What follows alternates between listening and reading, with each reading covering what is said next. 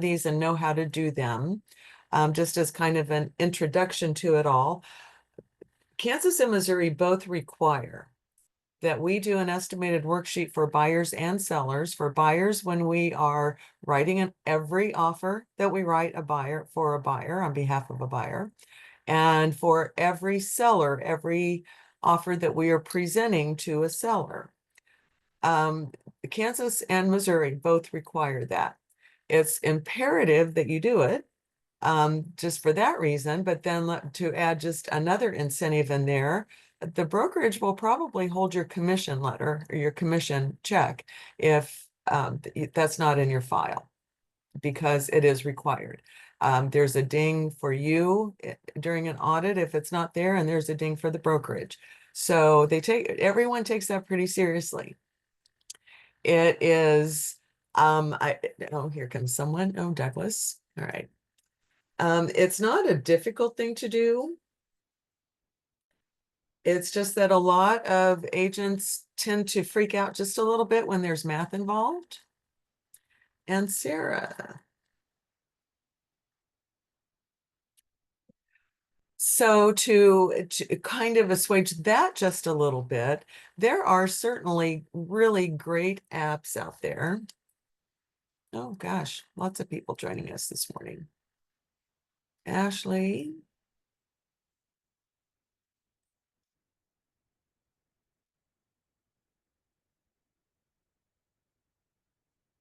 So there are certainly apps out there that will do most of the figuring for you. I encourage you to use those. Most title companies will have an app, and most lenders will have an app. And you can use those lenders apps and title company apps, even if you're not using those particular companies. But you have to be just a little bit careful using those, because they don't always include everything that we need to include. So you'll just, each one's a little bit different. So you'll just have to determine which one is probably most inclusive for you, most expansive for you. And they're all free, I mean, for the most part. So no reason to not use those. And you can print those off. Whatever app you're using would probably have a print feature or a send feature. You can send to your email and print those off, and then upload those into dotloop and add whatever you need to add as text boxes in dotloop. We're not going to go through that this morning. We're going to go through the internal forms that we have and the KCRAR forms that are available for you. Because you need to understand what each line of that is. There would be nothing worse than a customer or client asking you, once you've sent that to them, asking you what a particular line signified, and you not being able to answer that. So we are going to go through the forms that you would actually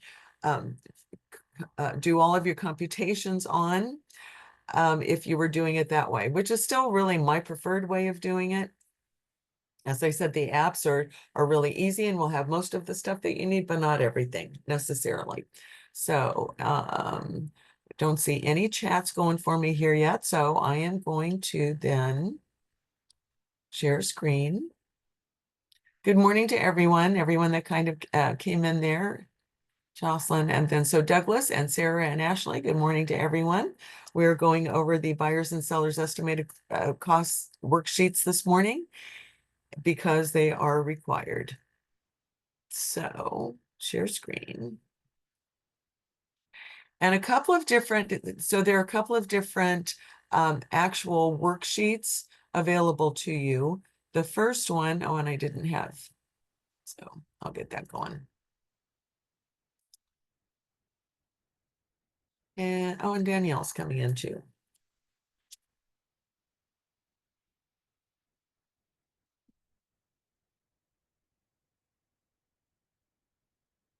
So I'll show you where we get it in dotloop.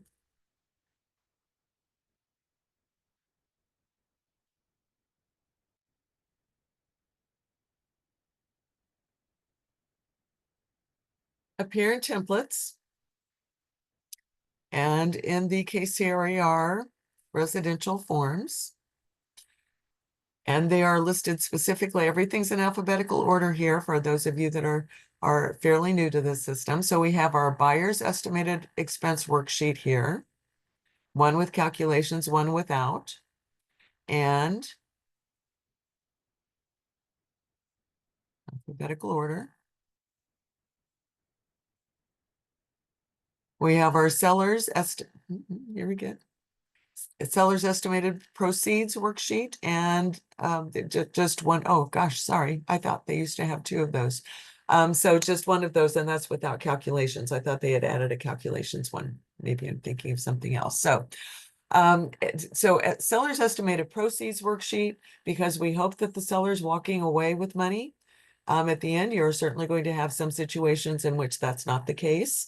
But a buyer's estimated cost worksheet, because a buyer is going to have costs, regardless of what kind of loan that they are getting. So these are available to you through KCRER. But this morning, I am going to actually show you the ones that I prefer to work with. I hope that all of you, because I know that there's some very, very new people in here this morning. I hope that everyone is familiar with how to get into the KW and KC portal. I'm not going to go over that this morning. And if you don't know that, check into that with Yvette. You should have all of your login information on all of these websites. But the KW and KC portal, then in the business tools sections of that, we have our KW docs folder. And none of this has been updated. It all still says KW key. That doesn't mean anything to any of you because we changed all of that before. And for some reason, I'm not still quite sure about this, and I keep forgetting to talk to Yvette about this. Our buyers and sellers worksheets are in the MLS CMAs folder. So as you get there, they are then immediately here. If you've worked at all with the big, what some of, I think Kristen calls it the big dog CMA, that's in here. But we also have our buyer's estimated worksheets and our seller's estimated worksheets in here. They do show older dates on it, but that's okay. We haven't, they really should be updated with our new logo on it, because all of these still say KW key on them. But this is just an internal form. Nobody ever sees this other than you, the broker, and the client or customer. And I always say it's client and customer, because these are required regardless of whether there's an agency agreement. If you are working with an unrepresented buyer, you still have to do this. If you're working with an unrepresented seller, you still have to do this. So for sale by owner or any other time that you might be working with an unrepresented seller, these are required for both parties. You will be, even if it's unrepresented buyer or seller, you are still the licensee that is assisting those parties. So it is still required that you do it for those parties as well. So let's start with, because I think most new agents have their first client as a buyer. So we're going to start with the buyer's estimated. I've already got some pulled up here.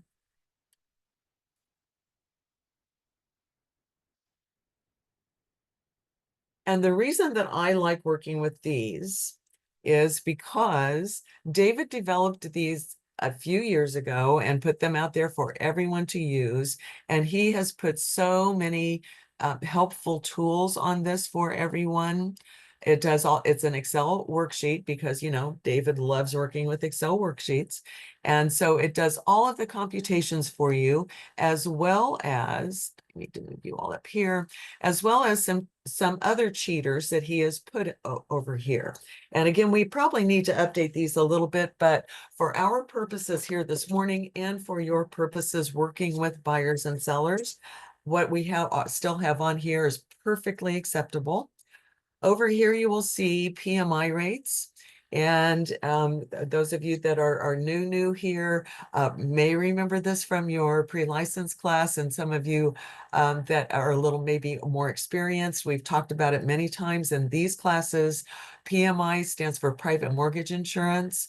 If a buyer is borrowing, getting a loan, borrowing money to make the purchase, and they are getting a conventional loan with less than 20% down, they will have to pay for private mortgage insurance. That's an upfront fee and a monthly fee. And those are all figured there. He's included that because that's kind of a sliding scale, still is For conventional lending, PMI is still a sliding scale. It depends on how much money the buyer's putting down as the down payment, and it also is somewhat dependent upon the buyer's FICO credit score.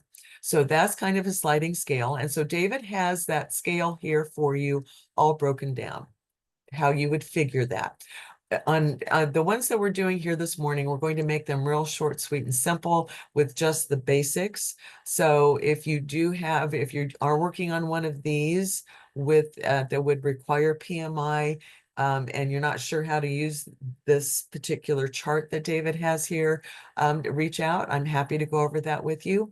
Oh, and before I forget, I might remember to say this at the end of the class.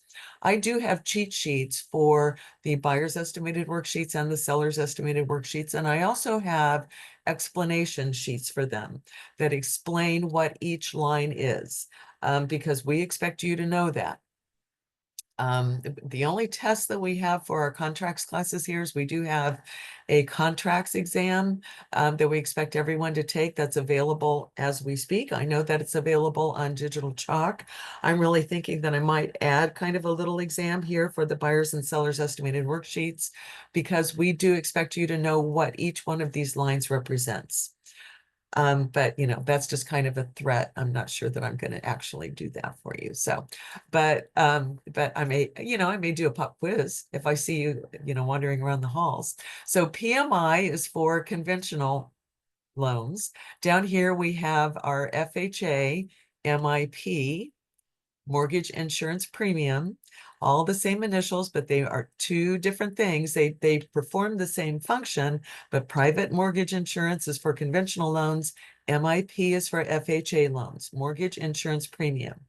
And what we have here, and because that's higher than it is, this one really does need to be updated, because FHA last year made it the same for everyone. And this was figured as the highest rate here for FHA. The 3.5% here represents the minimum FHA down payment. And an FHA buyers, we all know, could put more than the minimum down payment.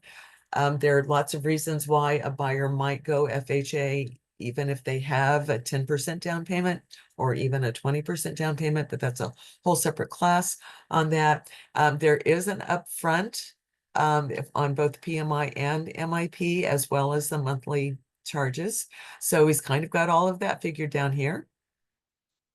Another cheat that David has down here is he has the amortization tables here figured out. These are what payments would be based upon a certain interest rate and mortgage amount.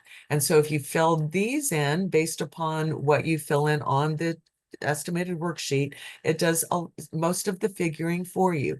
That's why I really prefer to use David's sheets. And plus it includes everything that we need on there.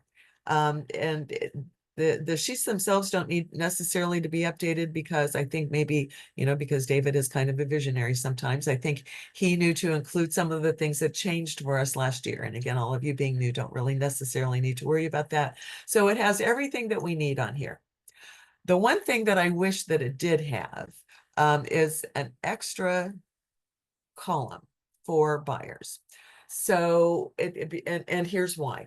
So I've already talked about how this is required when we are writing an offer on behalf of a buyer. We do this for every offer they write. And because it has to be in the folder for every property, because sometimes when we're working with buyers, we write more than one offer. Their offer's not accepted, or negotiations break down, or they were in competition and they never even got close, or whatever. So because we customize this for every address, as we see here in the header, we have our buyer's name, the address, and an estimated closing date. So a couple of things. I think that everybody should do this for every buyer, that every agent should do this for every buyer as you start working with them. When you get a pre-approval letter from a lender, it might have the $450,000 pre-approved amount, and then with the loan amount, the purchase price pre-approval, and then with the loan amount figured on that. And a couple of things about that I hope I remember to get back to too. But if the lender hasn't done it, we need to have that conversation with the buyer about what that payment is going to mean for them, that $450,000 purchase price with whatever down payment. How is that payment going to be reflected at the end of it all? That may not be what the buyer's comfort level is. So that's a conversation for us to have. Number one, make sure, see if the lender has done that. And if so, the buyer probably has a good faith estimate of what the lender's closing costs and payment would be. And if the lender hasn't had that conversation with them, I would put it in the imperative list for all licensees, all agents, to have that conversation with the buyer and work up one of these sheets for them. Most buyers are fully aware that there is probably going to be some kind of down payment associated with getting a loan. FH or VA and USDA buyers can get a loan with no down payment, but most other loans are going to require some kind of down payment. There are some first-time home buyer loans out there with down payment assistance, but that's a whole different animal. And so make sure that you are in close contact with the lender on those because the costs are different and our worksheets would look a little different. As I said, this is going to be a very simple, basic one with a 20% down payment. Anything that has anything out of the ordinary for you, anything other than that, talk to the lender and talk to me. I'm happy to go over how that's going to affect what we need to do on these forms.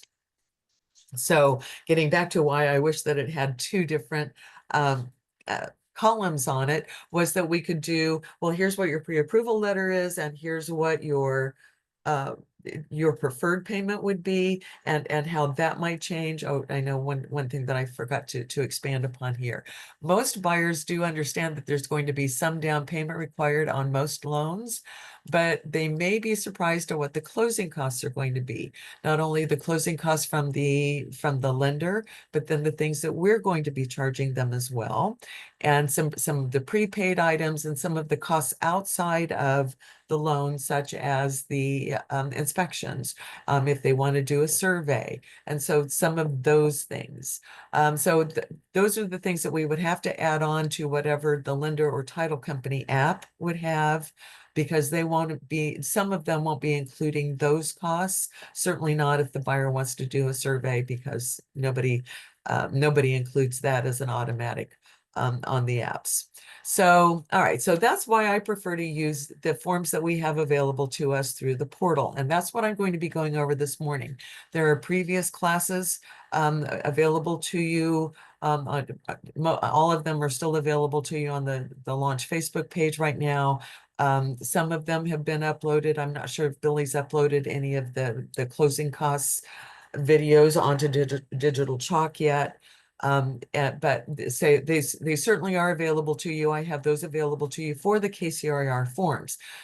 But again, for me, this is much easier to use these because it does all the computations and because of all of the helping charts and other pages that David has on these for us. So Excel worksheet, and you can download this and put this in your file. You can make some changes on it to keep in your files, things that you want more automatic on here than are currently on here. So download these from the portal and put them in your files.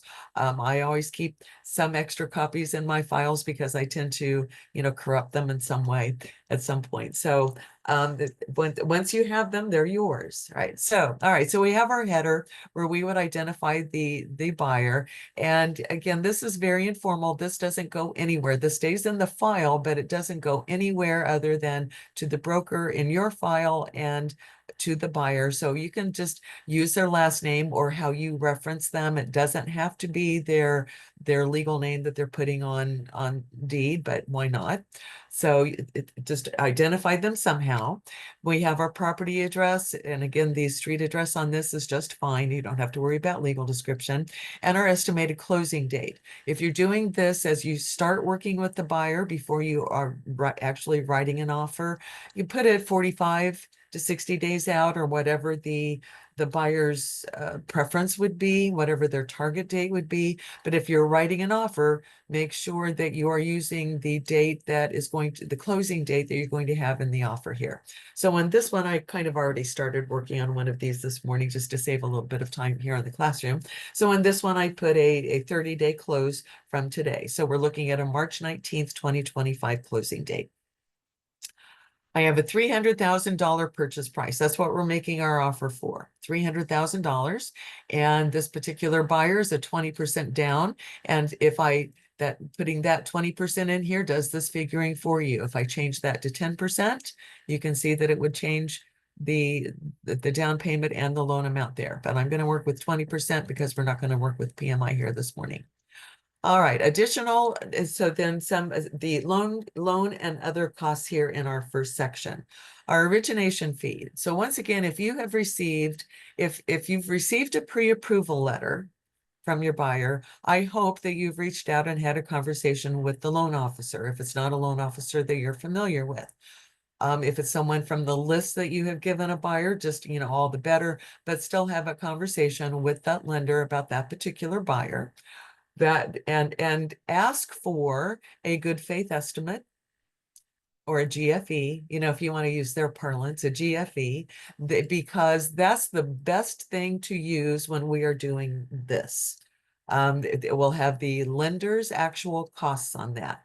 The lender will have also some generic costs for some of these other things that we deal with, but it will have their actual loan costs on it. There are some lenders out there, and I'm not sure exactly why they feel this way, but there are some lenders out there that won't give a GFE. And so that's when we have to kind of do our best guess on this form. But once again, if they won't give it to us, they certainly haven't given it to the borrower, to the buyer either. So again, we have to do this for them, for the buyer. So, all right, so we have our loan costs. Origination fee, I'm guessing at this one. Some lenders will have this as a percentage of the loan amount, but most lenders, I think these days, are more in the using just a flat fee for that. So I'm using a flat fee here for the origination fee. As interest rates are being kind of volatile these days and kind of jumping up every so often, there may be a buyer or two that you will have that will have discount points up there. And just as a refresher for you all, discount points are always figured, a point is always figured as 1% of the loan amount. And discount points are used as prepaid interest to buy down the note interest rate for the buyer. They are in our market, and there are lenders out there that are advertising their rates with discount points. And so make sure that you're having that conversation with the buyer and the lender specifically, because buyers may not understand exactly what they're getting. And so some pre-approval letters will show that the buyer, that particular borrower is getting that rate because of discount points, but they don't all. So make sure that you're having that conversation with the lender.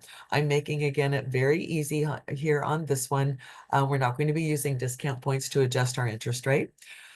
Credit report and appraisal fee. Those are both paid at loan application. They are actually paid. Most lenders allow us to pay that, to allow the borrowers to pay that after the inspection period, once we have renegotiated inspections. And for that, I refer back to what we talked about on Monday. So after we have successfully negotiated repairs or cost adjustments, then make sure that your lender is getting a copy of that and that the title company is getting a copy of that. And then that's when most lenders will then allow the borrower to defer paying for the credit report and appraisal fee.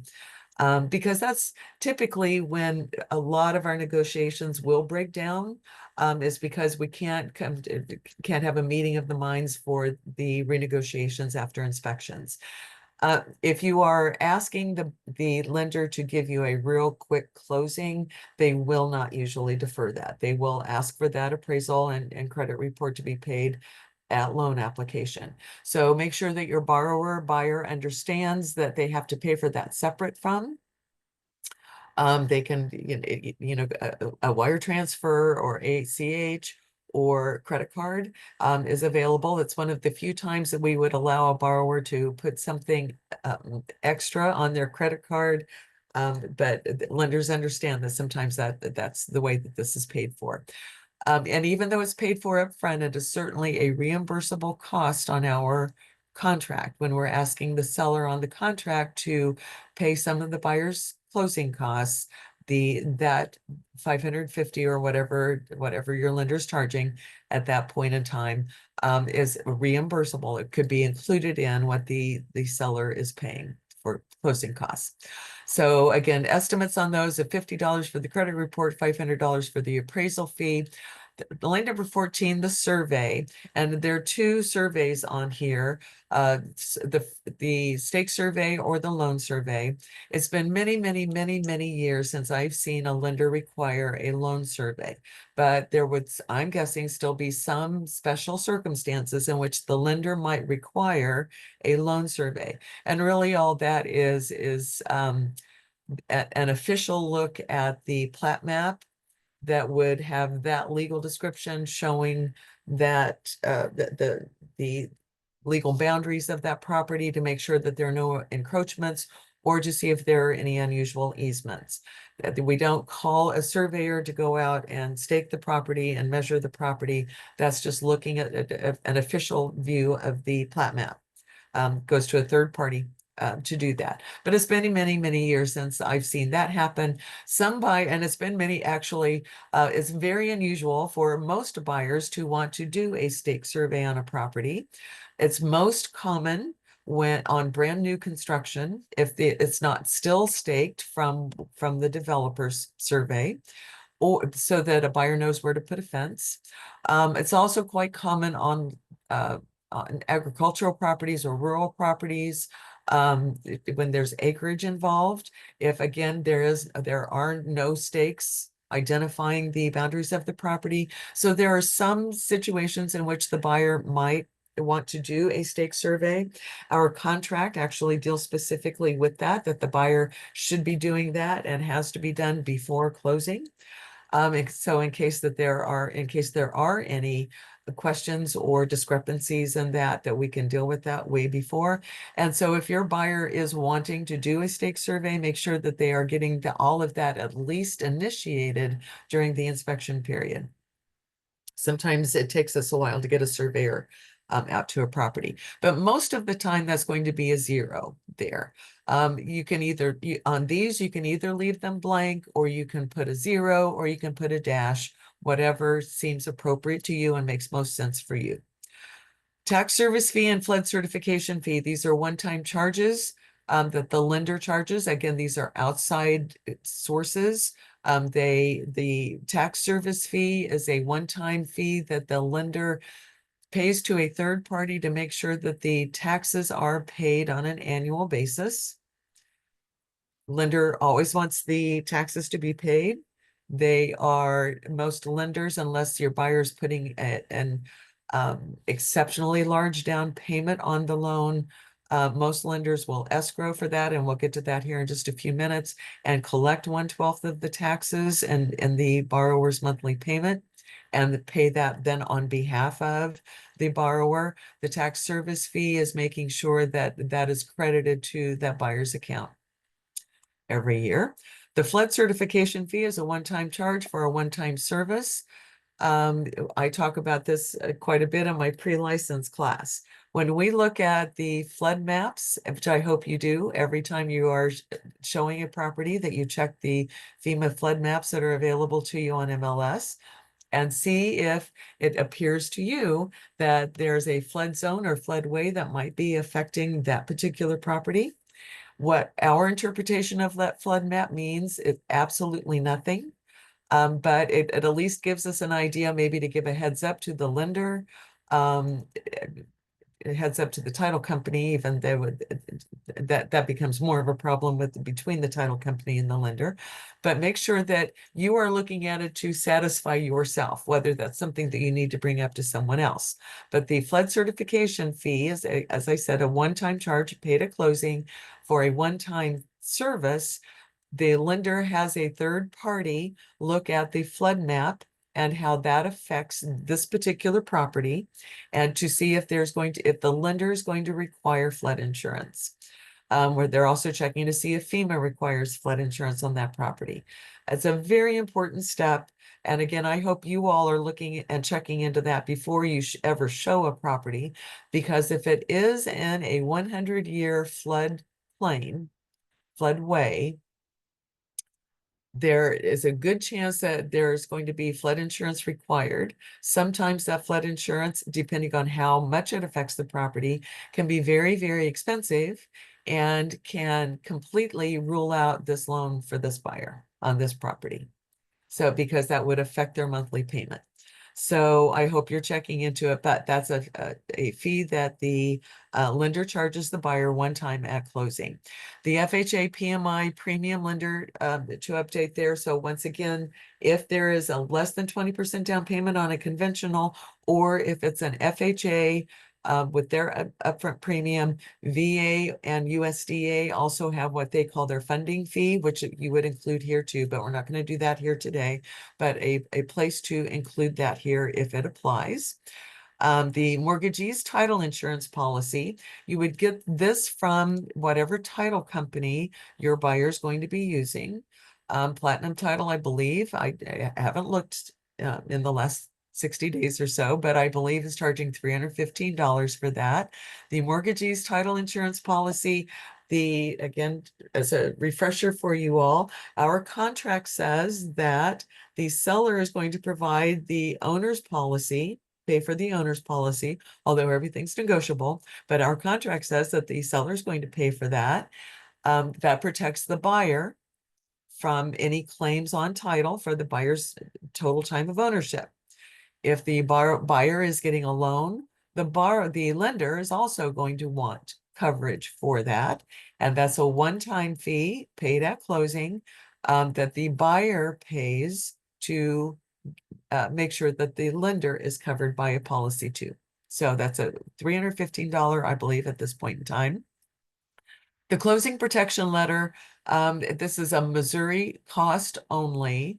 It's an agreement between the title company and the buyer, and this is charged whether there's a loan or not. I should have uh, made it clear that these are loan costs, but the buyer protection letter is actually regardless of whether there's a loan or not.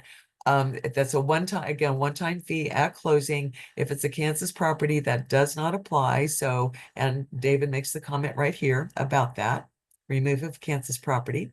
Our escrow closing fee, what we call our closing fee typically, again, you will get that from the rate card from whatever title company you're using.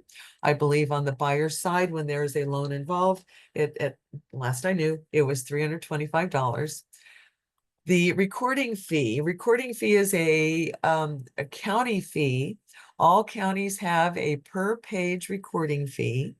We never know exactly what that's going to be. We're of course recording the deed, so there would be a recording fee even if it were a cash transaction. And there's usually an acknowledgement separate page for that deed. So we know there's going to be some recording fee on here. But if it's a loan, if it's an assumption, there's going to be other paperwork involved there too. And we never really know how many pages that's going to be. So I usually pad this. You can put as little as $200 on here, but I like to pad this so that at the end of everything, when the buyer is actually bringing less money to the closing table than I have prepared them for, that's a good thing. So I usually pad this. I'll put in anywhere between $200 and $400. And again, depending on if it's a cash transaction, it's going to be on the lower side of that. Since I don't know how many pages the lender is going to have, it's a good thing to pad that. So the $400 I don't think is exorbitant on there. Probably wouldn't put more than that. Our broker's administrative commission. So on your buyer agency agreement as launch agents, you are going to have that $495 that you are paying. And if you're passing that along to your buyer, that's where you're going to put that figure right here on line 23 of the form. The $495 goes there. The other commission at this point in time would be that other commission that you are charging per your buyer agency agreement. The $4.95 is included as separate because it reads $4.95 plus. And so if you are charging a flat fee, which our form allows, and if your buyers agreed to do that, you would put your flat fee in here. This one I have figured as 3% of the sale price on this property. So we have our $9,000 because we've got a $300,000 property there, right? You need to put this on there because your buyer agency agreement says that your buyer is going to be paying it. Even though most of the time we are asking for that in our offers and sellers are agreeing to pay that on behalf of the buyer, separate from the other loan costs for the buyer, you still have to include it on this form. Don't think that you don't. Then we get to our inspections, our whole house inspection. I put a $500. You will know what your typical whole house inspection is. And I sometimes on the KCRAR form, I think the wood infestation is out there separated as well too. But I usually include that. Again, I like to pad that, so I'll include that in the cost for the whole house and then put something in separate too. That's because, and I like to do it that way because, and I always again overestimate on these a little bit, because I'm only including here $200 for others, for other, $100 for a the radon monitor to be installed. Then any other inspection is going to be in the $200 to $300 range. So make sure that you're talking with your buyer through this whole process, what inspections they think they might be asking for on this particular property. A sewer line inspection is about $200. If they are thinking that they might be calling a structural engineer in for a foundation inspection, that could be in the range of $200 to $300. Again, you need to be calling and making sure that you're staying updated on these costs. Or if you know that the buyer is going to be asking for a structural inspection, reach out and see to the engineer to see how much their fees are at this point in time. So again, I always pad those just a little bit. I heartily recommend that every buyer get a radon test done, and also encourage that they do a sewer line inspection. Then we look at other inspections on a per case basis, what we think that we're going to need in that particular property. The Homes Association prorations. Homes Association prorations, and here's just my little trick here. So on a homeowners association, that is usually something that the seller has paid for upfront, and that the buyer will be paying at closing for then the part of it they're going to be using. If we have a if we have a and just again to make it easy, I'm going to say a $360, so yeah, $360 annual homeowners association that the seller paid on January 1st. Now, they're not going to be that number, and they're certainly usually not paid on January 1st for the annual. And sometimes they are, but different dates. So make sure that you understand all of that. And so you're going to have to figure the part of that the buyer is going to be paying at closing for the portion that they're going to be using. So if it's $360, bring that over here, $360 annual. And so we get our monthly figure for that, or our daily figure. And I use going back to pre-license, you probably learned for test purposes, if you were doing a proration, that you used 360 because we didn't want you at test purposes to have to figure, well, how many days do I include for February and which months have 31 days, all that. So I still use the 360 even when I'm doing this on my estimated, because that's just going to make a little bit of difference on most of the prorations that you're doing. So we have our 360. And so if we divide that by the number of days in a year, 360 days in our year. I know that there's 360. Oh gosh, what did I do wrong here? Anyway, we know that that's going to be $1 a day. 60 divided by 360, and an extra number in there, right? So we have $1 a day, and then we will figure how many days the buyer's paying for. So pulling up our calendar, we're going to be in the month of March closing date, right? And if that was paid on January 1st, we will have full months and then some partial months. So we will have full months starting that the buyer's responsible for starting in April. So April, May, June, July, August, September, October, November, December. 9 full months at 30 days per month. So that's 270 days. And then we have our days of closing. And the rule is that the seller is always responsible for the day of closing. And once again, unless you've changed that in the contract, and don't, because that just confuses things, but seller is responsible for the day of closing. So we start our buyer's count on the 20th. 1, 2, 3, 4, 5, 6, 7, 8, 9, 10, 11, 12. So our 270 plus 12 is 282. And that's what we're going to put in our homeowners association. I know not everybody has their cameras on, but those of you who do, are you with me so far? Have I lost anybody on anything yet? Or did I lose you back on the first line? Okay, everybody's doing okay. All right, good, good, good. All right. Because I know this is a lot of information and I'm going through it really fast. But again, I have cheat sheets that's available to all of you that have attended the class. I won't send any of my cheat sheets out to people that haven't come to my class. So you all, being here, you get that benefit. So just again, reach out to me via email so that I have your email and I'll send that to you. Ask for those. The home warranty fee, if your buyer is paying for it themselves, is where you would put that in here. On our contract, we make it clear whether if the buyer wants a home warranty, number one, whether they do or don't, whether they waive their opportunity or they are purchasing one or want one purchased on their behalf. If the buyer is paying for it per the contract, that's where you would put that cost in here. If we are asking in the contract for the seller to pay for it, I wouldn't include it in here because that's not included as a loan cost later on. Oh, Sarah I keep losing Sarah. Oh, I see that I have a chat. I'll get to that when as we take our break, and I'll answer that after break. So only if the buyer is saying in the contract that they're going to be paying for it here. Oh, 2 chats now at this point. So, all right, then other here could be seller paid closing costs. And David's put that in red here.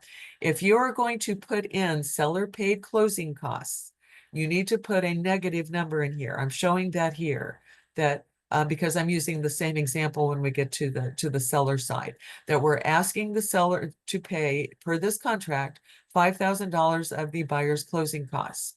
So that needs to be a negative number because on here you could add additional things. If the buyer in there to make their offer seem more attractive to the seller, if the buyer is offering to pay $1,500 of the seller's closing costs, you would put $1,500 in here. If we are subtracting this as we are, because we're asking the seller to contribute to our closing costs, it has to be a negative number. And so then our estimate of loan and other costs goes here then, and again, this form did all of that figuring for me. Everything that's in that first section. That's why I love this form. Then we get to our reserve and prepaids. Prepaid interest. How do we figure prepaid interest? Again, something that you would have learned and you might have been tested on. I need to get back to my calculator here. On this particular loan, our loan amount is $240,000 to begin with. That's our beginning loan balance, and that's what we would use on this. So we take our current loan balance, whatever the loan is going to be for in this case, and later on you'll learn that this is a 7% interest rate. Once again, not every pre-approval letter will show what the interest rate is. So that's a conversation you need to have with the lender.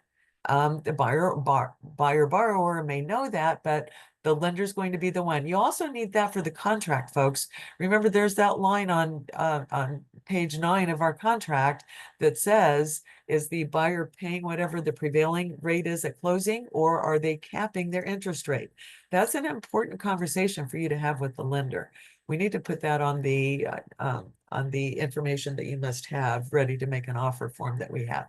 But getting back to this, you will know the interest rate, and later on the form, I'll show you how we know that. But we have our loan balance times our interest rate, which on this one is 7%. And oops, I didn't do my percentage, sorry. Times 7%, that's going to make a huge difference there. And that is, oh, that's not either, sorry. Didn't have all the zeros in I needed. $240,000 loan amount times 7%, I'm just going to get all of the steps in here this time, that's our annual interest. That's our first year's interest that the buyer's going to be paying based on that loan amount. What we're looking for here, once again, our prepaid interest is going to be a daily amount. So we need to, once again, use our 360-day year, which gives us 40, and I'm going to use 46. It would be 47 if I were actually writing that there, but I am still going to just carry that through here on my calculator. So about $47 per day interest. Now, what's the prepaid interest? It's, again, going back to pre-license class.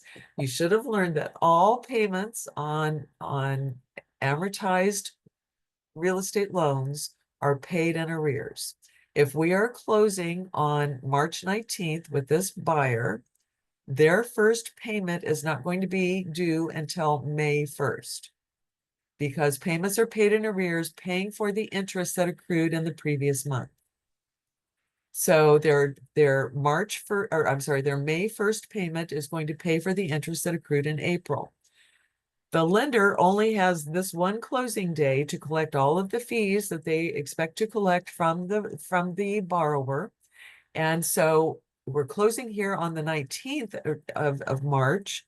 The lender has this day, closing day, to collect the interest for the month of March that's accruing.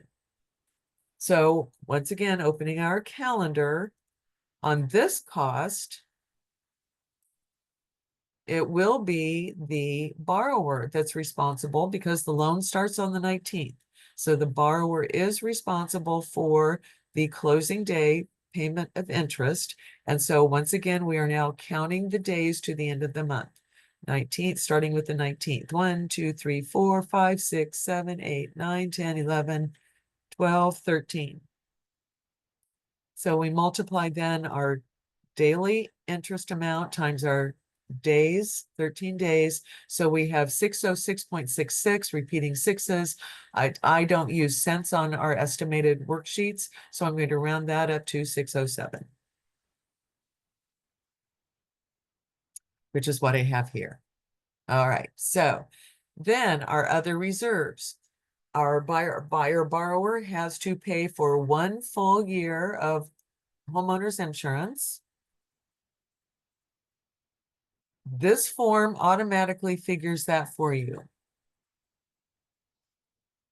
And I can't remember where that shows up. I think it's on the amortization here.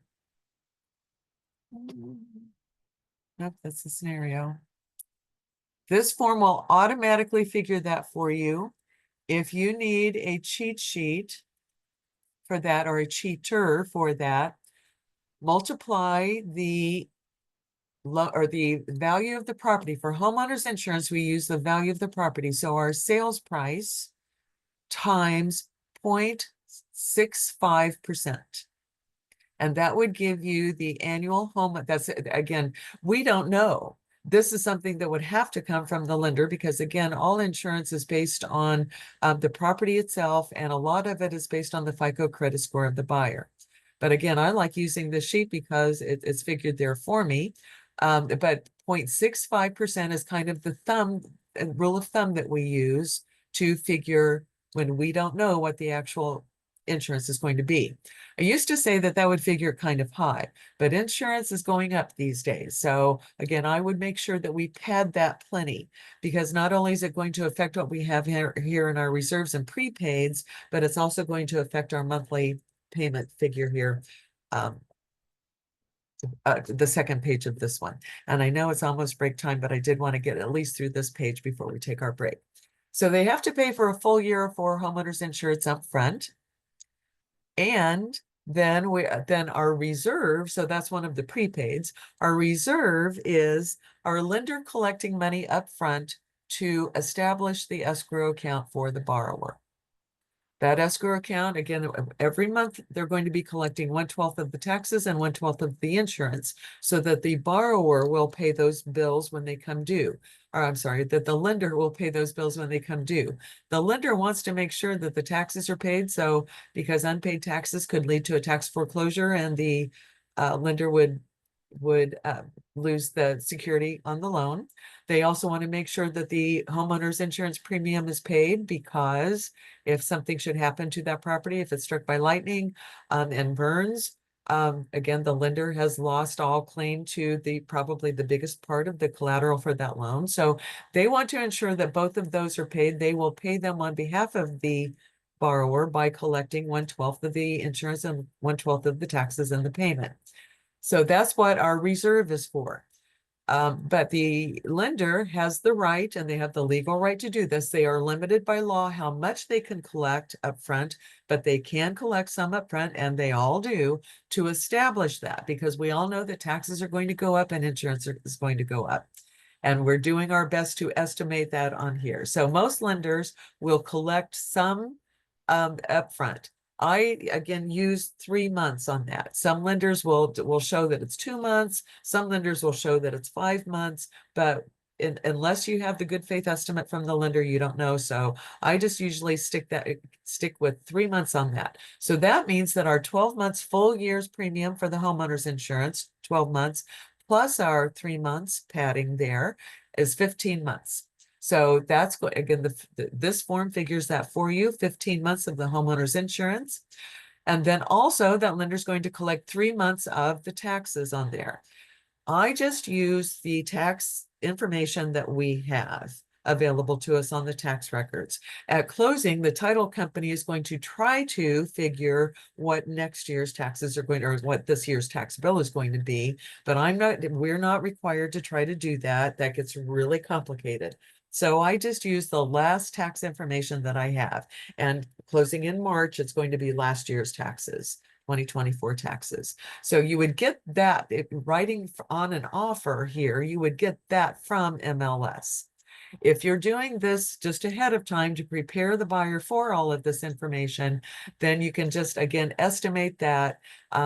We used to say 0.55% was the rule of thumb on that, but again, I don't think that's quite enough these days. But if you don't have any idea, actually what I usually do is I'll usually go out and grab some examples from this price range where this buyer's looking.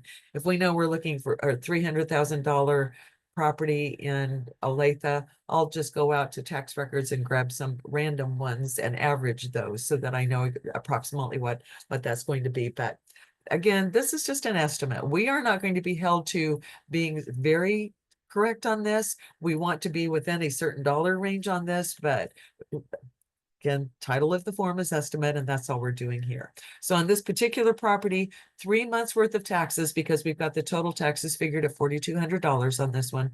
3 months of taxes on this one is $1,050. Again, the form figures that for you. Since it's a 20% down payment, we don't have a PMI upfront charge, so we're leaving that blank. Again, I wanted to keep it simple here today. Flood insurance, David has included here if required. So once again, have a conversation with the lender to see what, it's not going to be flood certified yet, but your lender is going to have a pretty good idea. If you think you're close to a flood zone, have a conversation with your lender. And so I would leave that blank too. And so then our estimate of reserves, our subtotal here. So we have all of that, our prepaid interest, our total homeowners insurance, and our prepaid taxes in there, a reserve of taxes in there, total of $4,200. On line 41, we have our total estimated cash outlay. What that is totaling is our borrower's down payment up here from line 6, our total loan costs here from line 32, and then our total of estimated reserves here. So that's telling our borrower that based on this offer, they're going to be bringing to the table $7,200, 619 approximately. And once again, I've padded a lot of this, so chances are they'll be bringing less to the table than that if nothing else changes in the contract. But do realize that this includes that $5,000. If you're doing this up front for the borrower before you go out and look at properties, I think it's a great idea to do that, because now we're telling the borrower, in addition to the $60,000 down payment that you're going to have, you're also going to be expected to bring $13,000 in all of your other closing costs. That includes our commission. Right? So on this one, if we were going to be asking the seller to pay our commission, and that's all, and we know we're going to be asking that, then I would put in my minus $9,000, telling the borrower, okay, but you're still going to have to bring $4,000 to closing. If that surprises the borrower and they think, well, I don't have that, I've got the down payment, but I don't have that, this tells us what we're going to have to ask the seller to contribute in our offer, which again, most sellers are most concerned about what their bottom line is, and they're fine with paying the buyer some of the buyer's closing costs as long as it's added back into the sales price. And so all of that all works together. If we know we're going to be asking for $5,000 in closing costs, we need to add that back to the sales price. Now we have to worry about whether that property is going to appraise for that amount. So all of that works together. That's why it's really important to have this conversation with the buyer before you ever get into the offer situation. And why it's so important to do this at every offer that you're doing with the buyer. Closing costs are going to be different on the closing costs, but they aren't probably if you're working in the same price range, but those taxes may be very different on every property. That's going to severely affect what they have to bring. So, all right.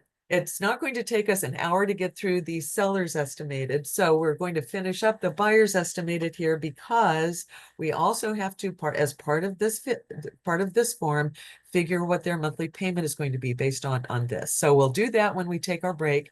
It's 10:01, so I'll see you all in 10 minutes.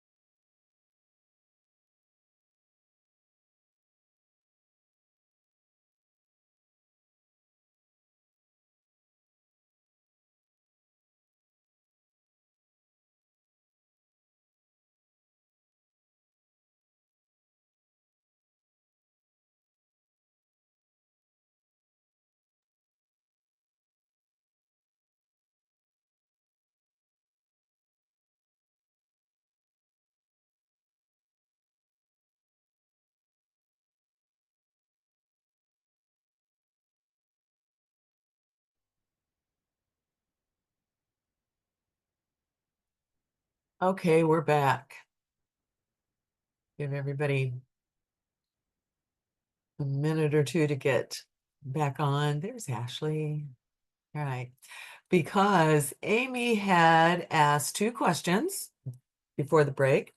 And so I will address those. So number one, is that proration ever negotiated in a contract? Absolutely. It is absolutely best though to use just a number and don't necessarily specify that it's for that.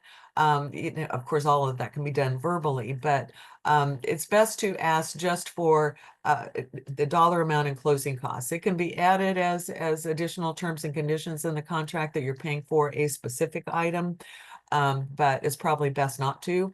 And so once you have figured what the prorations are going to be, even if you're asking for just that, if the buyer's asking for that specific thing, then just ask for the dollar amount.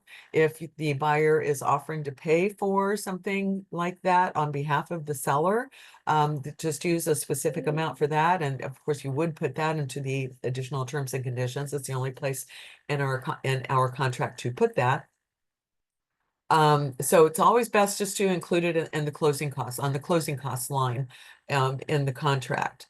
I had another thought, but so yes, of course you can. It's best not to specify because that gets complicated with the title company. They want to make sure that it's all paid, and everything is still going to show that the buyer's paying it, even if we're asking the seller to contribute. It's still going to show as something that the buyer is charged at on the closing statement, and then there will be then just the dollar amount that's applied to that from what the seller is contributing to the buyer's closing costs. Okay, thank you. That makes sense? Okay, sure. Yeah. And then the other question that she asked was, so if the closing costs and the buyer's agent compensation needs to be considered when the home appraises, how does this ever work out? Well, sometimes it does and sometimes it doesn't. That's why we have to be very aware of what's going on. I will say this, that the buyer's agent, buyer's broker compensation usually doesn't affect our appraisal much because historically, and you all have joined since, we've had our rules change since August of last year, but prior to that, it was always part of what the appraised value of the property was because it was always part of the sales price. So that hasn't changed as far as the appraisal, even though we have it as a separate amount now. But what does affect the appraised value is what we're asking this, if we're asking the seller to pay the closing costs and the seller wants that added back in. And yes, that can become problematic. That's why we have to be on top of all of that.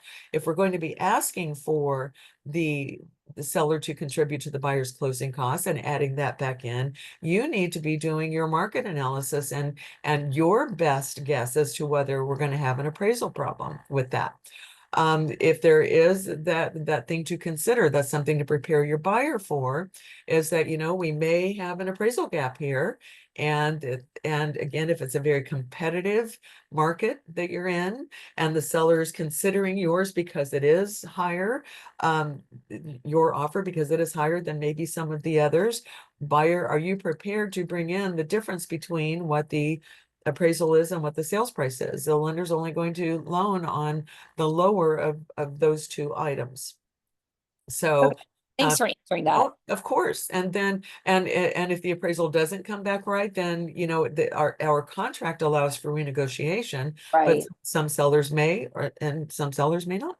So Okay. yeah, that's why we have to stay on top of all of that. That's why Right. we get paid the big bucks, you guys. Okay, All thanks. right. So, all right, getting back to share screen again. All right. So the bottom few lines of our buyer's estimated closing costs worksheet deal with the monthly payment. Again, estimated monthly payment based upon this offer. So we have our rate, and again, you will either get that from the pre-approval letter, and sometimes they have that and sometimes they don't. So we'll require a conversation with the lender. And so on this one, our buyer's getting 7%. Then, so we put the 7% in, again, just to show you, if we were getting 6.5 instead, this form calculates that for me. David has also included the amortization scenario here, though, showing based upon those payments, how that affects it, how much principal is applied out of those payments over a 30-year period. That's just because David loves working with these numbers so much. I wouldn't have done that, but all right. So we have our monthly principal and interest based on our 30-year mortgage at 7% and our 240 loan amount. We have our taxes that we have either estimated if we're doing this to be at the beginning of the process, or we have our actual from the tax records on this property. On this one, we estimated them at $4,200. And so 1/12 of that is the $350. We have our 1/12 of our annual homeowner's insurance premium of $2,100. And so 1/12 of that is $175, all added into our monthly payment. This one doesn't have the PMI in there because it is a 20% down payment. Once again, just to make it easy. And it figures then what my total monthly payment is. This, again, great, great, great tool for you to have. You know, not only is it really good information for the buyer to have, it also makes you look like you know what you're doing. When you do that, when you show this to a buyer at the beginning of the process, these are what your closing costs are going to be, and this is what your monthly payment is going to be based upon your pre-approval letter. Are you good with all of that? Do we need to change our search parameters to meet a more comfortable monthly payment for you? If this buyer wanted to stay closer to, $2,000, if $2,000 was their maximum, we would need to adjust our sales price then. Or because that amount of change is not going to, we're not going to be able to find a tax rate on any property that's going to affect our monthly payment by that much. By a few dollars, certainly you can. So all of that is really good information for you to present to your buyer to begin with. It is required information for you to present to your buyer when you're writing an offer. I will be looking for these and every single offer that you all write. I expect it to be there. Law requires that this be signed when the offer is signed. I require it to be signed before the offer is signed. All right, I want this signed. And once again, the brokerage will hold your commission check if this isn't in there. All right, hate to use that threat, but that's a reality. And you'll see then that we also have places down here at the bottom for the buyers to sign. They're acknowledging what you have told them. Again, we don't expect you to be on the penny. This is an estimate, but we do expect you to be somewhat close. That's why, again, I pad them some. I'd much rather the buyer be pleasantly surprised at the closing table that they didn't have to bring as much as I warned them for. And also pad them a little bit because some of those costs we don't know and won't have specifically the tax information and the insurance for the prepaids. So we have our buyer's acknowledgement here. The KCRER form requires our signature on it as well. So for some reason, we don't have the agent's signature on here. So when you upload this, because again, it's an Excel spreadsheet, Dotloop only will accept PDFs, or their own editable forms. So you'll have to print this as a PDF and convert this to a PDF, apply your signature to it also, and to put in in your Dotloop folder. All right. So I had those two questions from Amy. Anybody else have any questions right now? Okay. Nobody's jumping in. All right. So we will then move over to the seller's estimated proceeds worksheet. This one does have three different columns on it, three separate columns on it. Again, this is, the other reason why I think it's a good idea to have two on the buyer's estimated, and the KCRAR form does have two, but the KCRAR form does not do the computations for you, and it doesn't have all those extra help charts for you as well.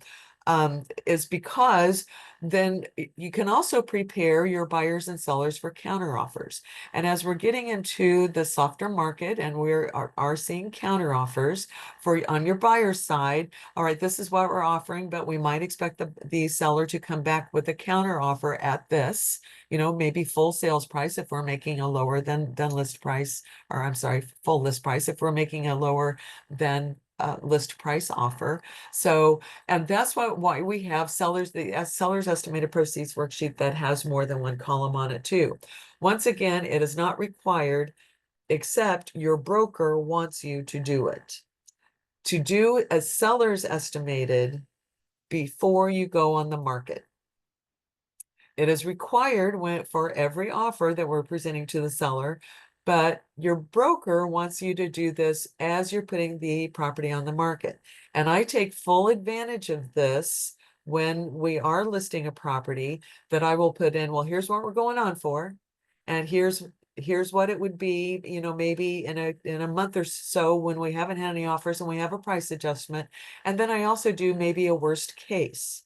So the reason that it is really important for you to do this for a seller to begin with is we need to see that even if the price that we're hoping to get for this property, is it worthwhile for the seller to sell for that? Because if we get an offer for that and then we do this estimated worksheet and the seller says, oh my gosh, no, I need more than that. That's not going to do. No, it's not worthwhile for me to sell at this point. You've put an awful lot of time, money, and energy into a listing. You've raised the seller's hopes, and now you've got a buyer out there that's hoping to buy a house. And they can't. So it's really, really important to do this at the beginning of the process for your seller. Required for you to do it when we get an offer. And again, when you get an offer, it's probably a good idea to do a counter offer scenario here as well.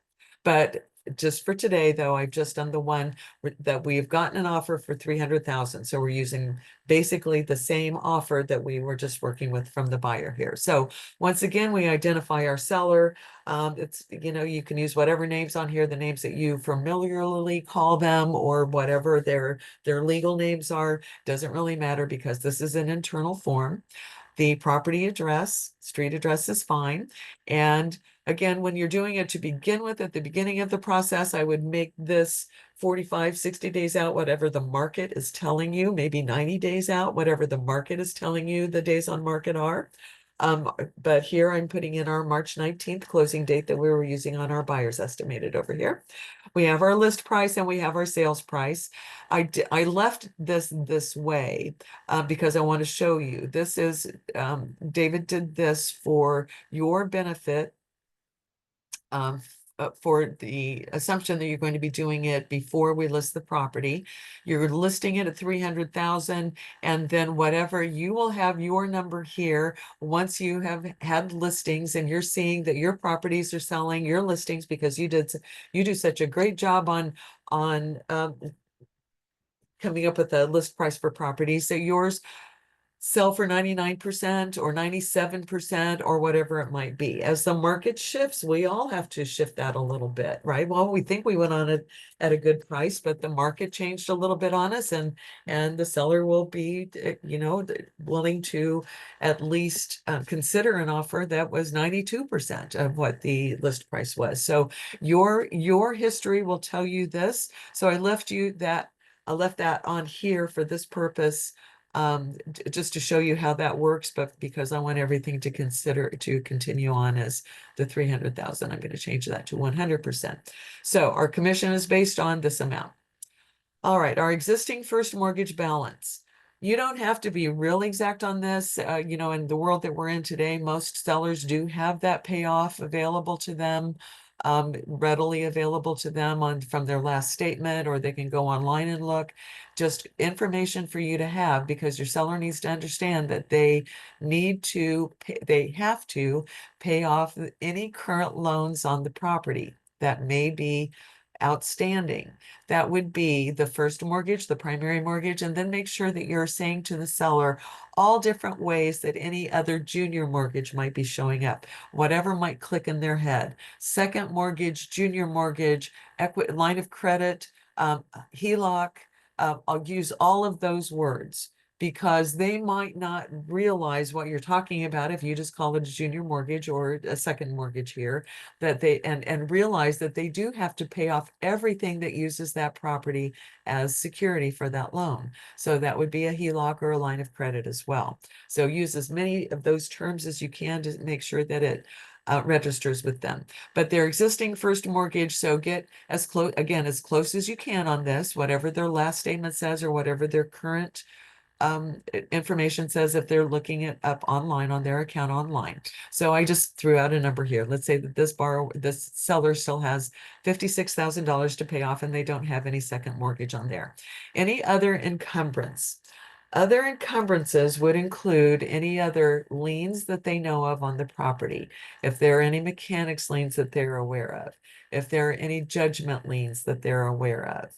If they are telling you yes, this probably means a call to the title company and do an ownership, what we call an ownership search before we list the property. I'm not going to get into real detail about that, but if they tell you that yes, they know of a judgment against them, they may not know of all of the judgments against them because if they're having trouble paying all of their, some of their bills, they may be having trouble paying all of their bills, and there may be other outstanding claims against them. So if they know of one, you might talk to the title company about seeing if there are others.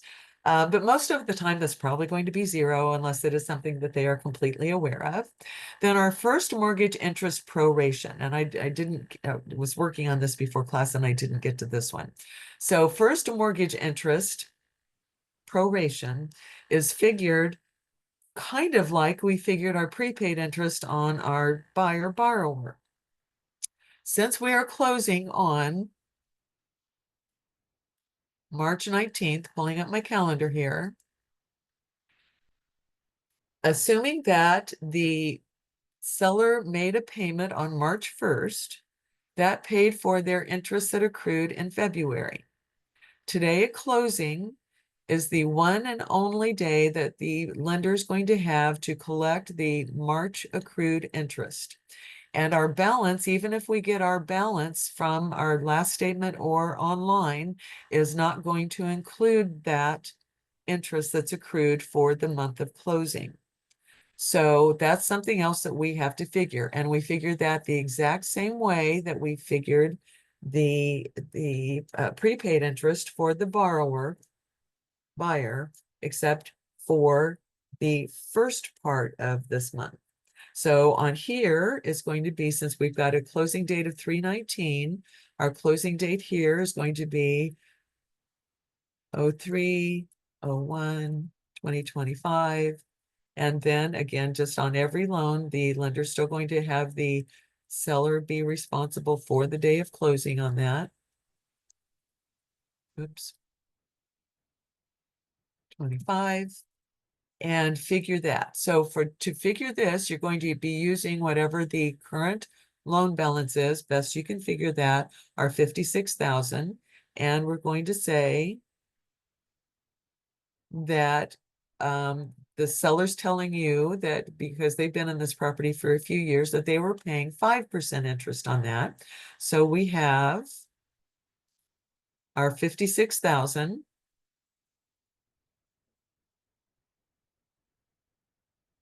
times our 5% interest. That is, again, our annual interest based on that loan balance. We're going to divide that by our 360 days to get our daily amount, $7.78, basically. And we're going to multiply that times the 19 days of our closing month, paying for the month of closing from the first to closing date. So that's a total of $148.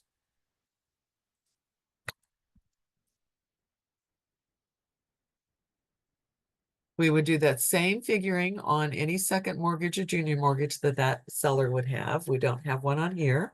And then our tax proration. Tax proration, again, refresher for all of you. Here in Kansas and Missouri both, we're very fortunate in this respect. Our taxes start accruing on every property on January 1st. The bill comes due and payable in December. The bills are sent out in November. They're due and payable by the end of December. The buyer is going to be the one that gets that bill at the end of the year and has to pay that entire bill. The seller has owned the property for part of that period. So the seller at closing, the one and only time we have to collect it, has to pay for the portion of the tax bill that they own the property. So our tax proration on this portion of this form is always going to show from January 1st to the closing date.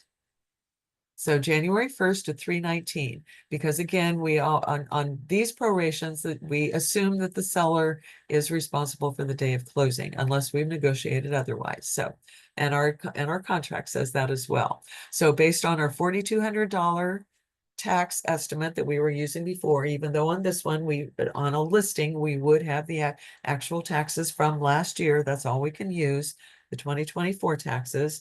And so that figures to be our daily amount on that multiplied times the 19 days, or I'm sorry, multiplied times the 2 months, so 60 days plus 19 days, so 79 days there is $9.22. Have I lost anybody there? All right, our mortgage prepayment penalty. This is something that we're probably not going to know. If your buyer, I'm sorry, if your seller has one, they may not even be aware of it. Just one of these things to mention to them that I'm not going to include one here because I don't know. And I will say this kind of as an aside to you all. Most loans don't have one, but there are some loans out there that are floating around. If your seller has a current FHA, VA, or USDA loan, there is not one because they're not allowed on federally related loans. But a conventional loan from a small lender may have one. So just prepare your seller for that. I'm not going to include one here, but there may be one that may come as a surprise to us, but we'll find that out as we get closer to closing. So our mortgage prepayment penalty, our title insurance policy, and once again, these are David has provided a table. I guess I haven't shown you down here. And this is outdated.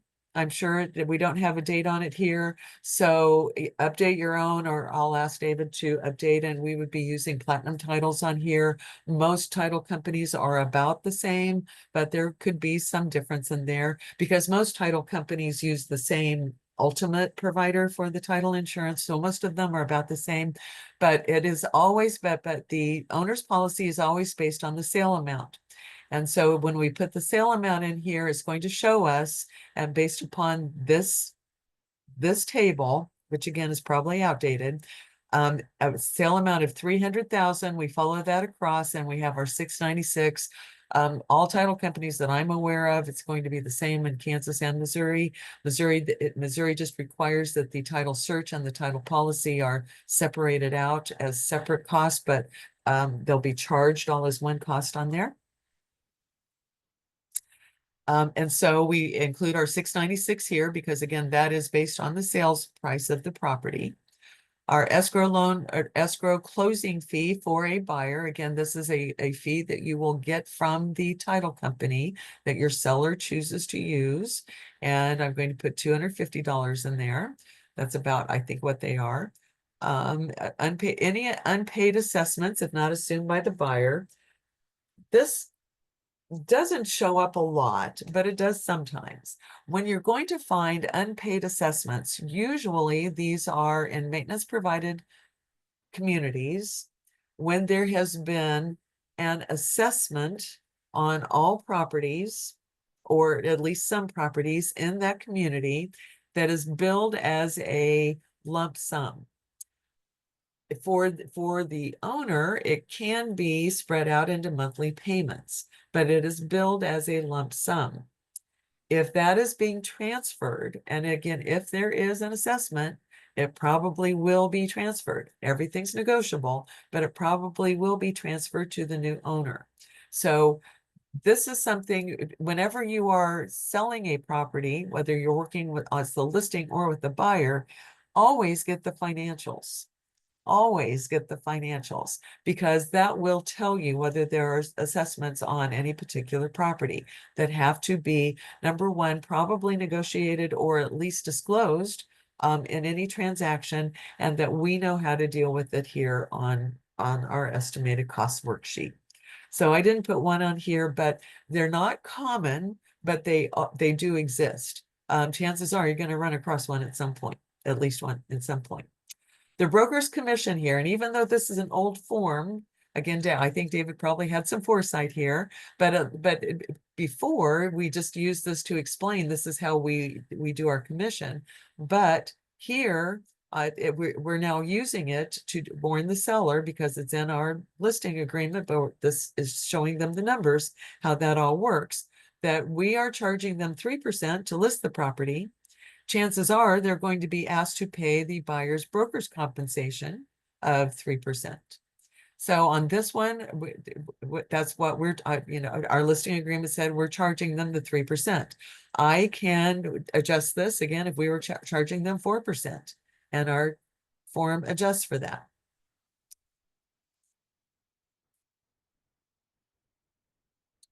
Oops, change that back to 3. Try it again, Linda. There we go. All right. So just as just warning them preemptively that most offers are going to include a request for them to pay for the buyer broker compensation. So it's already split out there for you. Any additional compensation then, and this is where you would put in your 495 for you all. Homes Association dues. So this would be the reverse of that proration that we did on the buyer side. This would be money that the seller's receiving back. Don't tell anybody this, but I rarely put anything in here because again, that's just my way of padding that. I'll tell them they'll be getting some back, based upon the closing date and all of that. And I'll tell the seller that I'm not including that because that won't be money that you're receiving. And so again, just because I'd much rather the seller be pleasantly surprised that they receive more money back at closing than I prepared them for. So if you want to be absolutely correct on this, you would do the reverse proration money that they're getting, and you'd have to put it in as a negative amount there because it would be something that they're receiving. And then here, again, bringing over our example from the buyer's side, I'm showing here that the seller is paying $5,000 of the buyer's closing costs on this particular offer. So it shows up there as something, and we don't put a negative in here because all of these are things that the seller is paying. So we just include that as another figure there. The cost not payable by buyer, this is the same thing that we talk about on the contract itself, that on certain loans in the past, there were certain costs that the lender would not allow the buyer to pay. So some of those closing costs used to be, and I don't want to confuse anybody here, but it used to be the discount points that on an FHA, VA, or USDA loan, that if the buyer were getting discount points to lower their note interest rate, that they couldn't pay for those discount points. It had to be a seller cost. Those rules changed several years ago, but you might still run across in today's world some of the small local lenders that are offering first-time home buyer down payment assistance programs may have some costs associated with those loans that they won't allow the buyer to pay. So once again, from the listing point of view, and from a buyer's point of view also, but from the listing point of view, that needs to be a conversation that you're having with the buyer's agent. It will show up on the offer, and so that's something for you to clarify because it's in a specific place down, even if the buyer's not asking for any other closing costs to be paid. It might show up as a separate line item on the offer. So the cost not payable by buyer, rarely will we have that, but it could be there. And then the discount points here, if you were paying for those specifically, not included as closing costs. Release of lien recording fee, if applicable. Again, this is just, this is going to be a county charge, and most of our counties do charge them. It's minimal. So, you know, you can put in whatever, I mean, I think it's usually more like $10, but you could, again, put in up to $100 in here, and nobody's going to ding you on that, because we want to, again, prepare the seller for costs. And there's some hidden costs in some of these things that we're not going to be aware of. Miscellaneous expenses. I usually do put any number in here because the miscellaneous expenses would include overnight fees. Um, a lot of our payoffs now are done through wire transfers, but overnight fees may apply if our seller's out of town. It's definitely, we're going to have overnight fees because some things have to be wet signed, and so including but not limited to the deed. And so there are going to be fees. And so again, just padding it here, you could put in, you know, $200, $300, $400. And again, nobody's going to ding you because we do want the seller to be aware. Now, some of these down here in our potential additional expenses, we're not going to know when we're doing this up front for the seller, but I always include them here. If we are doing this for the seller based upon an actual offer, then we will know these, but we will know some of these, but again, we are still going to be just estimating some of these. Potential additional expenses. So inspection related repairs. As we have gotten into this more into this more balanced market, and we are seeing more inspection repairs being done, actual repairs, I use the rule of thumb here that I use 1% of the sales price of the property. The chances are our buyer is going to be asking for some kind of repair or some kind of adjustment in either more closing costs or a reduction of the sales price. Chances are, not every offer, but chances are. So if we're doing this in preparation or based upon an offer and we don't know that there's an IIPC involved here, or there isn't an IIPC, again, rule of thumb, I use 1% of the sales price of the property here for additional, in our potential additional expenses, potential inspection repairs. Wood infestation, I would also include this separately, the $500, but I think that's actually gone up to about $800 now, even for, you know, like a blue beetle or one of the more reasonably priced. If you're using one of the other bigger companies, it's going to be more than that. But from a seller's perspective, the seller can, as long as they are a licensed professional doing the treatment, they can use whoever they want to. So again, I would put in $500 to $800 in here. If there's anything else based upon a contract that needs to be addressed, that's where we would put in other. When we're doing this in preparation for going on the market, I rarely put anything in there because everything else that we know of is pretty much covered in here. And so then we have our total here, total to be paid at closing. And again, this is totaling everything going all the way back up to the payoff of whatever current loans are on the property and all of those potential costs. Then our net proceeds here is figured from our sales price minus all of those potential expenses.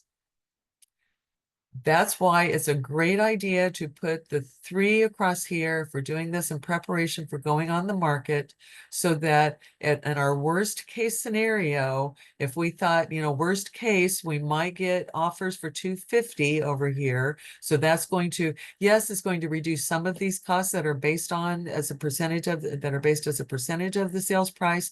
But for the most part, we're going to be looking at $50,000 less than this. And if the seller really wanted to walk away from the property with at least $200,000, then that worst case scenario, if we're not selling at 300 or 275, that's the time to have a serious conversation with the seller about, well, do we want to stay on the market? Because you said you weren't going to sell if we got a 250 offer. And sellers can say that, and they would still might consider a 250 offer, but that's certainly the conversation to have. So down here, this last little section, I do like to cover this too, because this is not covered on the KCRAR forms, but I appreciate the fact that it is. Kansas and Missouri do their taxes differently. Missouri is very straightforward. If it's a Missouri property, then the tax proration that we do up here on line 12 is all you need to do. And if it's a Missouri property, then what we would do is completely zero out everything that's in this box down here. These boxes down here are for Kansas properties only, because even though Kansas has their real estate tax bills that start accruing on January 1st of every year, Kansas actually bills us twice a year. Kansas properties are billed twice a year. We get a bill in July and we get a bill in December for half a year's taxes. And to make things even more complicated, those bills are 6 months in arrears. So when we get the July bill on a Kansas property this year, that's actually going to be July through December of last year. So 6 months at a time and 6 months in arrears. So that's what this box down here then will do for Kansas sellers. If the property is located in the state of Kansas, we have to add another 6 months worth of taxes back into the seller's estimated costs. That's why it's separate, because it doesn't apply to Missouri, but it does apply to Kansas. And so there are 6 months down here, and you would again have your actual tax amount here on a listing, but we're using our estimate of $4,200, which then adds another $2,100 for this particular seller, 6 months worth of taxes there, that then reduces then what we had figured here to what their actual walkaway money would be, or our estimate of that. Once again, I will be checking all of these that you do on all of them for listings as well. Please do one when you're talking with sellers about listing properties. I like to look at those, and I'll ask you to do one. I will require that you do one because I'm looking at all of your paperwork. So a couple of things here before we break for the day. This one does have our agent signature down here. We do have all owners of record sign on this, just as we have all owners of record sign our listing agreement, and all owners of record have to be on the contract and sign the contracts. All owners of record have to sign this, and you will be signing it as well. All right. That's that for that. Don't have any other chats going on here. So, all right. So as we are wrapping up here then this morning, let me know if you have any questions. Email me at contracts, and that's plural, contractscoach@kwinkc.com. And I will send you the cheat sheets for these forms. I will also send you the cheat sheets for the KCRAR forms. I think I've got those updated, but I'll double check before I send those out. I have explanation sheets about what all of these things are. I have, in addition to the cheat sheets, on the cheat sheets, I tell you, I think I give you kind of an estimate. I might not on the new ones, but I do tell you where you're going to find the information. Excuse me, on both sides. Then I have the explanation as to what every item is. Then I also have cheat sheets on how to do prorations and figure prepaid interest and accrued interest. So email me and I will send you all of those probably later today. And then also just a reminder, Kristen and I talked about this yesterday. All of you, and some of you are really, really new. So you're hearing this maybe for the first time, but as the contracts coach, I expect to see every document that you generate before you send it to anyone for signatures. Every document. And I'm going to be looking in your loops, and that's why you will always add me onto your team when you're initiating your loop. Add me as a person. You're going to be adding your coach as well. Add both of us to your team, and the way you do that is by clicking on our profile. Once you've added us, click on our profile name down at the bottom. You'll get a pop-up box, And again, this isn't a dot loop class, but any of us are happy to show you how this works. And there's a box that you can click on that says add to my team. When you do that, then we have access to everything in that loop. Believe me when I say we don't go on and just look in your loops for fun. None of us have enough time or energy to do that. I will only go in and look at your loops when you text me to let me know that something's ready for me to look at. Oh, and Jocelyn, that reminds me, I haven't looked at your contract yet, your offer for your offer challenge yet, but I'll get to that today too. So, so text me. You're always texting me to let me know that, hey, you're working. Hey, I'm going out with buyers tonight. That gives me a little bit of preparation because, believe it or not, I do have a life outside of this, and I might have. Now, I do have to go out today, but, most of the time, and so I might be doing something else today. Typically, I'm not going to be going out to dinner or anything, way too cold for that kind of stuff. But, I do occasionally make plans, as does your coach. And so we really do appreciate the heads up. Oh, Jocelyn says, I hope not.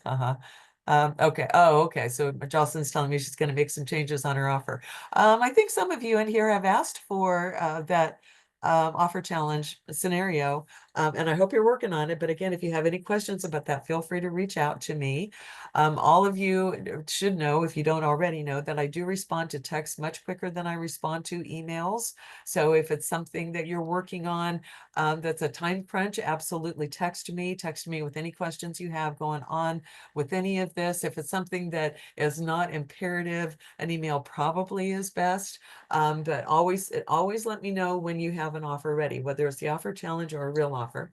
But going back to what I started to say, so please just give me and your coach a heads up if you're going to be working with buyers, just to let us know, hey, there may be an offer coming through. Same thing if you are, hey, I've got a listing appointment coming up. On any of those, you can prepare your loop ahead of time, and you really should. Your buyer agency, your buyer loop really should be prepared before you ever go show a property, because you have to have some kind of buyer agreement there before you ever go on an actual listing appointment. You should have everything already ready to go in your loop. So let us know and we'll work on those loops together. But then again, as a reminder, I need to see every document that you generate. So don't think that it's not important for Linda to see, right? Everything is. So even as you're working on amendments, because we need to make sure, again, that you are doing everything as you need to compliance wise.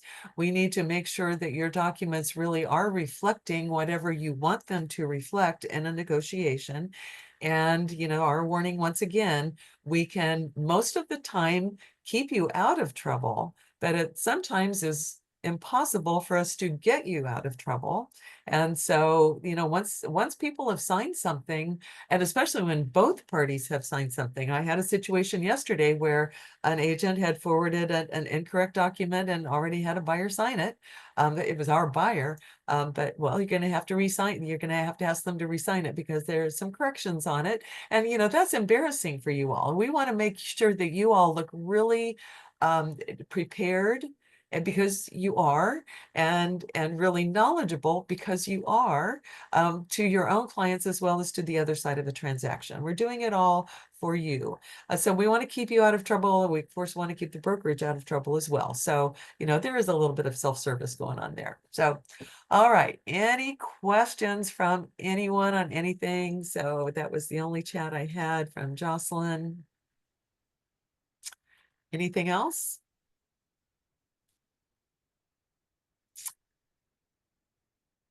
All right. I have a quick question. Sure, Ashley. I just have a quick question about the contract challenge. You sent me all the information for it, but not the address, like the property address. Oh, I'm sorry. Okay. I Oh, don't all right. think I Yeah. might have missed it, but No, I not, think. I probably didn't in that. Because I made that announcement on, what, you know what? I might not have ever put it on Facebook, but on Group Me. So no, I apologize for that. I should remember to do that for everybody. Somebody correct me, but if I'm wrong, oh, there you go. Jocelyn just put it in there for us. I see it. 8024 Jarbo. Jarbo Street. Yeah. And apparently it's a Awesome. really interesting one for those of you that have already gone out to see it. So all kinds of fun stuff going on that I didn't even notice as I was announcing it. So, oh, but no, thanks, Ashley. I will from now on try to remember to put that in everybody's scenario when I send that to you, that the address is there. That was kind of an oversight. Thank you. Sure, of course. Anything else? Everybody's being pretty quiet today, but I had a good group here. I make sure that everybody, all 8 of you that were here for most of it. Sarah dropped off at some point. 1, 2, 3, 4, 5, 6, 7. So she was the only one. And I think she might have been having trouble because she kept kind of popping in too, but I'll make sure that everyone gets credit for attending this class this morning. Next week is supposed to be much more pleasant weather than this week has been. So we'll probably try to do some of these in person next Monday and Tuesday, or Monday and Wednesday. And so the second week, we always do contract stuff. And so preparing to write an offer and actually going through some of the contract, mostly on those weeks, it's really just how to fill in the blanks. But I do try to hit some highlights of those. I try to hit a different one every session. So I haven't chosen yet what I'm going to try to concentrate on next week. But so anyway, all right, I am letting you, I stretched this out as long as I possibly could. Y'all are getting a bonus 4 minutes from me today. So let me know if you have any questions, and I'll be checking my emails to see who's asking for what out there. Everybody stay warm and safe. Don't go out if you don't have to. All right. See you later. Bye.